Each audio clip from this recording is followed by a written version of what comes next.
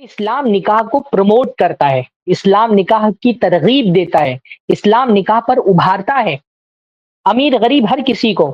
اسلام کوئی معیارات قائم نہیں کرتا، اسلام کہتا ہے بہت زیادہ شادی کرتے ہوئے مال دولت دیکھو بھی مت، اللہ تعالیٰ سے توفیق طلب کر کے آگے بڑھو، انشاءاللہ اللہ تعالیٰ تمہارے لیے آسان کرے گا۔ اللہ کے نبی صلی اللہ علیہ وسلم نے فرمایا صلاۃ حق علی اللہ عونہم، تین قسم کے لوگ ہیں جن کی مدد کرنا اللہ تعالیٰ کا حق ہے۔ ان تین لوگوں میں سے ایک کون ہے؟ الناکح الذی یرید العفاف، ایسا نکاح کرنے والا جو پاک دامنی کے لیے نکاح کرنا چاہتا ہے، اپنی عزت کی حفاظت کے لیے، اپنے شہوات کی حلال تکمیل کے لیے، حلال رستے سے اپنی ضرورت پوری کرنے کے لیے وہ نکاح کرنا چاہتا ہے۔ اللہ کے نبی نے فرمایا حق علی اللہ، اللہ تعالیٰ پر حق ہے کہ اللہ تعالیٰ ایسے بندوں کی مدد کرے۔ تو یہ اللہ تعالیٰ کو کوئی، اللہ پر کوئی چیز واجب نہیں کر سکتا، اللہ نے خود اپنے اوپر یہ چیز واجب کی ہے کہ میں ایسے بندے کی مدد کروں گا۔ اللہ کے نبی صلی اللہ علیہ وسلم کے زمانے میں دیکھیے ایسا تو بہت مسئلہ تھا نہیں، اللہ کے نبی کے زمانے میں کہ کوئی کنوارا ہے اور اس کی شادی نہیں ہو رہی ہے، نارملی تو شادیاں ہو جایا کرتی تھیں آزاد لوگوں کی۔ غلاموں کا مسئلہ ہوتا تھا کہ غلام جو ہے وہ ان کے مالک ان کا نکاح نہیں کراتے تھے، ان کا یہ خیال ہوتا تھا کہ اس کا نکاح کرا دیں گے تو یہ سنبھال نہیں پائے گا اپنی فیملی کو، یا پھر جو پیسہ کمائے گا سب اپنی فیملی پہ خرچہ کرے گا تو مجھ کو کما کر کے کیا دے گا۔ تو عام طور پہ غلاموں کے نکاح کرنے میں پریشانیاں آتی تھی، ان کے مالک ان کی نکاح کے لیے راضی نہیں ہوتے تھے۔ باقاعدہ اللہ نے قرآن مجید میں آیت نازل فرمائی، اللہ نے فرمایا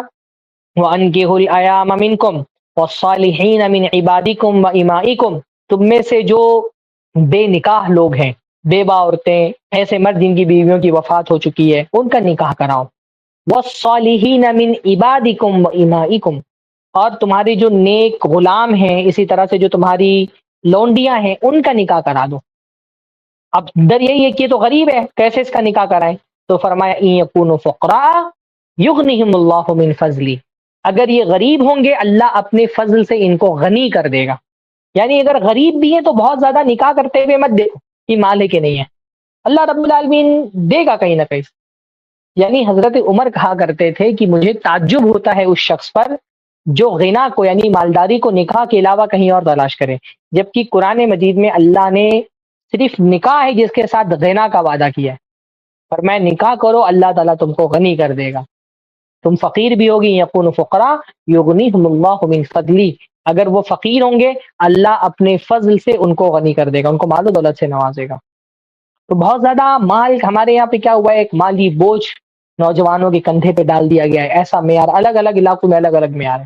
میں اس طرف جاتا ہوں بہار وغیرہ کی طرف، وہاں کی جو نوجوان ہیں وہ شکایت کرتے ہیں کہ ہمارے یہاں صورتحال یہ بن گئی ہے کہ اگر آپ کا سرکار نوکری نہیں ہے تو کوئی لڑکی دینے کو تیار نہیں۔ اور ادھر ممبئی میں ہمارے بڑا مسئلہ ہو گیا ہے کہ اگر اپنا خود کا گھر نہیں ہے تو گھر سے لڑکی کو جو پٹی میں رہتی ہو وہ کرائے کے گھر پہ اس کا باپ اس کو لے کے رکھتا ہے، لیکن جب وہ شادی کرنے جاتا ہے تو وہ شرط لگا دیتا ہے کہ بھائی خود کا گھر ہونا چاہیے۔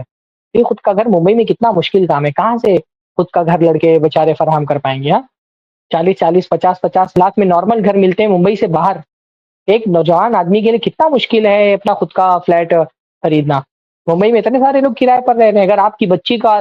شوہر ہے وہ بھی کرائے پر لے کر کے اگر رکھنے کی طاقت رکھتا ہے تو شادی کرو۔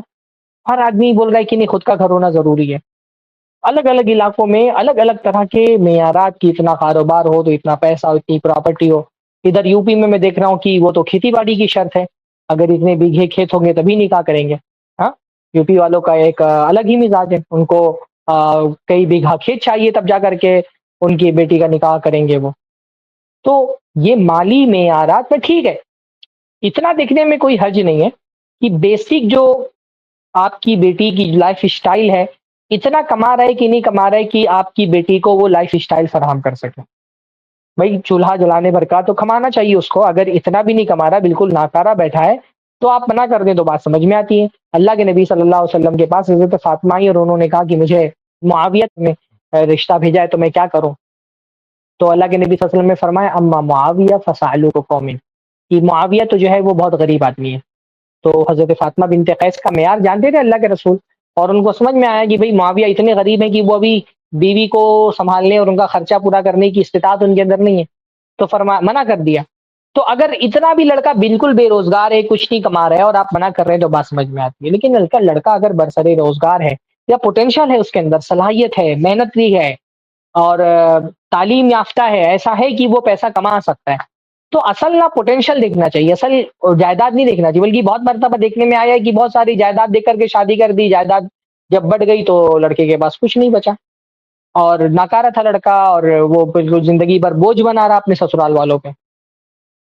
تو جائیداد دیکھنے کے بجائے بیسک پوٹینشیل آپ دیکھ لیں کہ ہاں بھائی ٹھیک ہے، لڑکی کی یہ ضرورت ہے، یہ آپ کی لائف اسٹائل ہے، ایسا لڑکی جی ہے، تو ایسے لڑکے سے شادی کریں جو اس کی بیسک ضرورتیں، جو اس کے کلاس کے اعتبار سے اس کی ضرورتیں ہیں۔ کلاس میں اس لیے کہہ رہا ہوں کہ کبھی کبھی ایک اپر کلاس کے لوگوں کی جو ضرورت ہوتی ہے وہ مڈل کلاس والوں کا شوق، اور لوور کلاس والوں کے لیے وہ عیاشی ہوتی ہے۔ تو ہر کلاس کی اپنی الگ الگ ضرورتیں ہوتی ہیں۔ جو آپ کی بچی کی کلاس ہے، جو اس کی لائف اسٹائل ہے، اس کی جو بیسک ضرورتیں ہیں، اگر شوہر اتنی کمائی کماتا ہے کہ ان کی ضرورتوں کی تکمیل کر سکتا ہے، اس کو کھانا پینا رہن سہن اس کی ضرورت کی چیزیں اس کو فراہم کر سکتا ہے، تو نکاح کرا دے۔ اتنے اعلیٰ معیارات قائم مت کریں کہ مطلب ہمارے یہاں یہ ہو رہا ہے کہ لڑکے کو پیر پہ کھڑا ہو جائے گا پھر اس کی شادی ہوگی،